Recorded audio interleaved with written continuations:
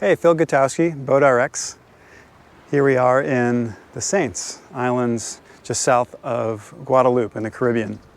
And if you've watched my videos before, you know that I spent about the last decade designing and installing hybrid power and high efficiency air conditioning systems for pleasure boats of all kinds.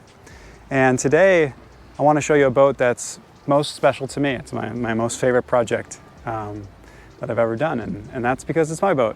And my wife Lisa and I have been living aboard for a number of years, and we finally sailed here to the Eastern Caribbean where we get to enjoy it fully. So I want to show you a little bit about the way I like to think about the battery-powered lifestyle and how we do things in just a slightly modern way on this 1980s sailboat. So come on, follow me and I'll show you our home.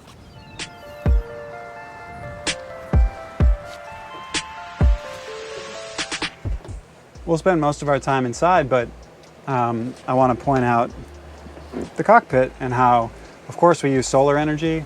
We have a big solar array off the back and some more solar panels on the side. These help keep up with a lot of the power and kind of the constant draw loads that we have in 2 big refrigerators and 2 deep freezers. But this boat actually has a lot more comforts and a lot more systems than just that. It has a water maker, it has full 3-zone air conditioning, as well as electric cooking. And so in order to keep up with the power usage on this boat, we have a few tricks that we use. Come on inside and we'll show you.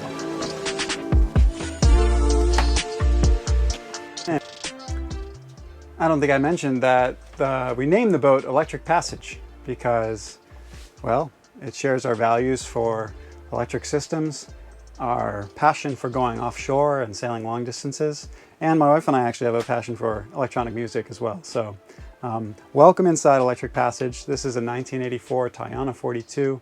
It was built in Taiwan, and they don't build them like they used to anymore. We love our wood interior, and what makes the system special in this boat, and in all boats really, is that if a system is well installed, it disappears. You can't even see it. So we've got 25 kilowatt hours of battery power stuffed under the starboard side settee. That is invisible.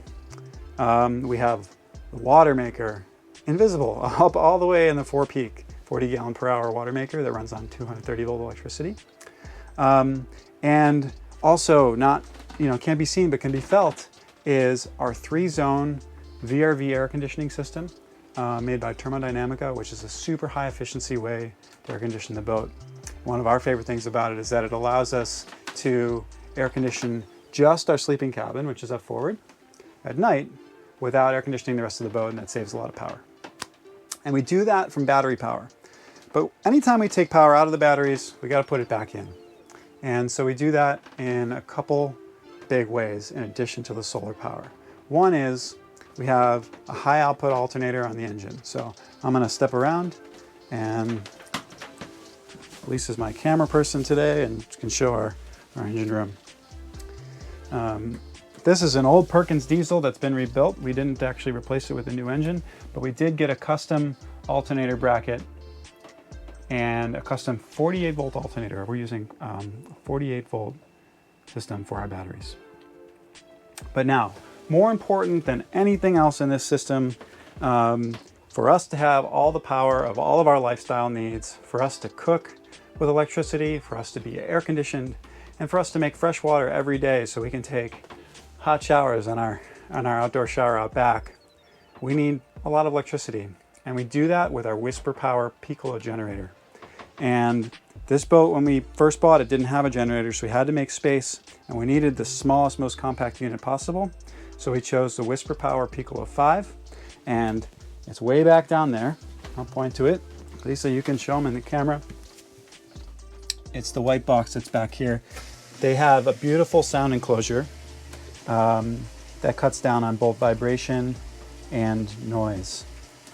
And that generator, it can run the air conditioning and the water maker and the cooking directly, but we're primarily using it in this hybrid configuration to charge the batteries. And we will often set it on a timer and run it for a few hours every night. And it integrates with our other electrical system. We use some other brands of equipment as well on the boat, and everything is integrated. We do have the option as well with some new products coming from Whisper Power to do a complete Whisper Power electrical system. That includes the inverter charger and all the battery systems. Now this is the Piccolo 5, produces 3.5 kilowatts of power, of peak power, which is great, and it suits our needs just fine.